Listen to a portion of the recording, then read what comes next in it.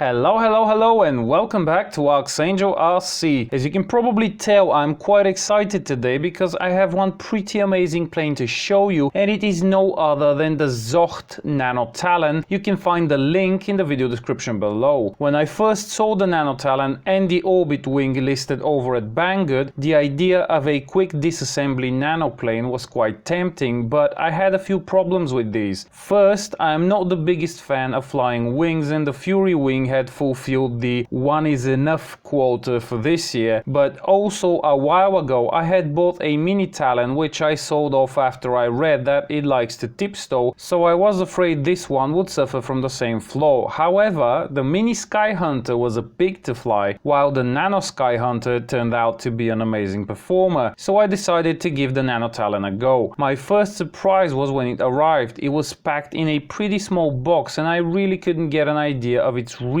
size until I saw it assembled. It is pretty small, but don't let that fool you. It comes fully equipped with the motor, ESC, servos and stabilizer all installed and wired up, so all you need to do is connect the receiver, add a battery, put the wings and tail on and fly it. Literally, it could be in the air within a few minutes after picking it up from the post office. Unlike the Fury wing, absolutely no tools are required here. The prop is a self-tightening one, so just screw it on. I only wish they had included a spare in the set. The stabilizer unit is labeled pretty well, and even though the Nano Talon did not come with any user manual whatsoever, I was able to easily connect the receiver and get it working. Note that you would need at least a 5-channel receiver to make use of the stabilizer, as the 5th channel is used for the modes, and if nothing is connected there, it will default to no stabilization. You should ideally connect a 3-position switch. Top position would be the stabilization with auto level, middle is all stabilization off, and bottom is stabilization without auto level. Also keep in mind that when you power the plane, you would need to give it at least 50% throttle before the stabilizer would engage and start working, so don't panic if you power it on and it doesn't work right off the bat. Give it quickly at least 50% throttle and it will start working.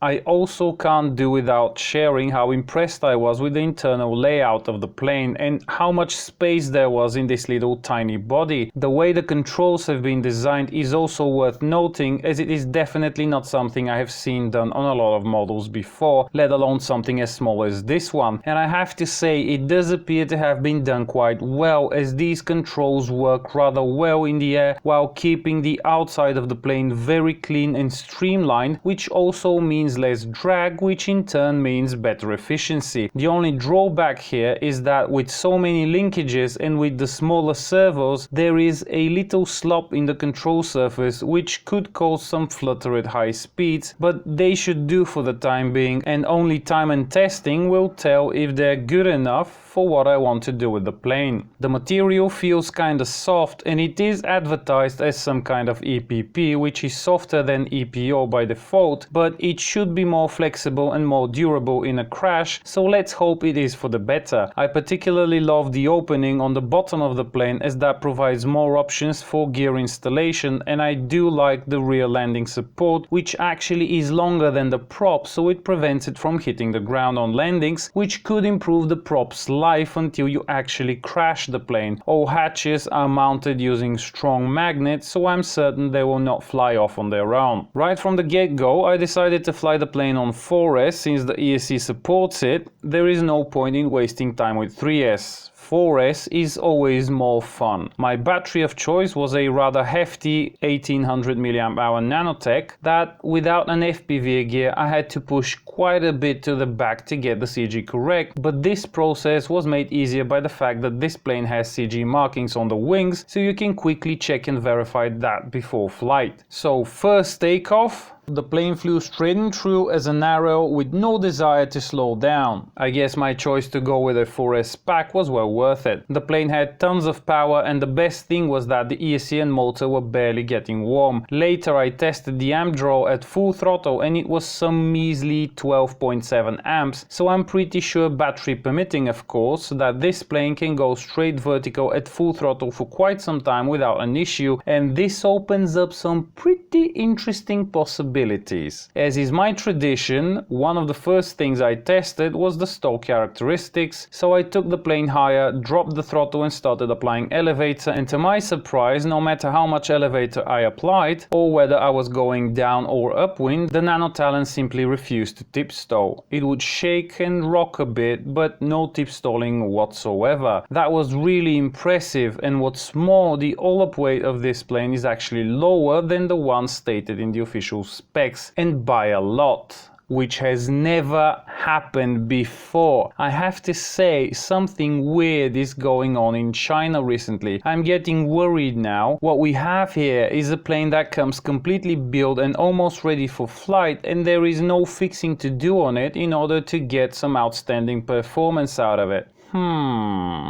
Anyway, during the maiden, I did not have the luxury of a working stabilization because I had a 4-channel receiver in the plane at this time, but the very next flight I remedied that situation and was able to test the ZOHD stabilizer unit, and I had also installed an FPV system. The bottom compartment proved especially convenient for installing the video transmitter, and the camera fit like a glove at the designed opening at the front. What was immediately obvious was that in the stabilized but non-auto level mode, the plane flew pretty well and it provided a pretty stable climb out on takeoff with full throttle. The auto level mode was working well, but whenever there was some wind it would shake a bit, but at this time I am not certain if that was caused by the stabilizer or the slop in the control surfaces. I guess I will find out when I replace the stabilizer and try to tune it. If this shaking persists, I will have to look for the issue in the plane itself. One thing that I quickly noticed was that the plane was quite efficient during normal flight, so for the next few flights I decided to use a smaller and lighter battery and to keep track of the flight times. I had assumed that it will fly around 30 minutes on the rather tired 4S 1500 mAh pack I was now using, but you can imagine how stunned I was when the plane flew for 40 minutes and had only consumed 1110 mAh out of the pack when I landed. Bloody hell, this thing is scary efficient, and this was with the throttle set to a level that allowed the plane to climb, so I was pushing it down every now and then so as not to get too high. Since I plan to build a lithium ion pack for it and it will have twice the capacity of this one, I think it will easily do at least 90 minutes in the air. Potentially, with the proper gear on it, this little stunner could quite possibly be able to fly out at least 20 or 25 kilometers and back and still have enough battery left. Oh, these are some amazing times for this hobby, and some spectacular products have started popping up and will probably keep doing so from here on. I'm not talking only about the plane, I mean, check out the video feed I'm getting on the ground, considering I have both the camera and the video transmitter connected directly to the flight battery. Some of you may wonder why I'm so excited about this, and those of you have probably gotten into FPV fairly recently, but until 2 years ago, when racing drones started becoming more popular, there was no inbuilt filtering on anything. If you were unwise enough to connect anything from the video side to the flight pack directly, you were in for a very unpleasant experience, and it was impossible to fly this way. But just look at this image quality, simply amazing. But don't get me wrong, when this gets outfitted for long range, I will still need to power the video system from a filtered source, because at distance the inbuilt filtering just won't do. So going back to the plane, the only thing that is bothering me a little, like I mentioned before, but we will see what is the cause of this when I install the iNav autopilot and tune it a bit. If this persists, I will have to figure something else out to make the plane more stable on that axis, as pitch seems to be pretty okay. A guy on my Facebook page did suggest a solution by adding some fins to the wings, but for the time being I will hold on that upgrade until I'm absolutely certain it is necessary, as it really degrades the looks of the plane and would also make putting back the plane in its original box for transport pretty much impossible, and that is one of the things I do love about it. Other than that, the Nano Talon is absolutely outstanding in every other way, and by far the most amazing feature is the efficiency, followed closely by the amount of internal space it has. Flight stability and lack of tip stalling is also pretty impressive for a plane of this scale. I haven't crashed it yet, so can't testify to the durability of the material, and let's hope it doesn't doesn't come to that, because I like this one a lot and would hate to damage it in any way, at least before I've had some good fun with it. As it turns out, I will be doing some interesting stuff with this one shortly, so stay tuned if you're curious to see what this baby is really capable of. And in the meantime, if you're interested in any of the items featured in this video, you can find all of the links in the description below, and should you decide to buy anything via those links, I would very much appreciate the support for my channel. If you have liked this video, don't hesitate to give it a thumbs up and subscribe if you haven't already, and consider doing the same on Facebook for daily updates. Happy flying, and until next time.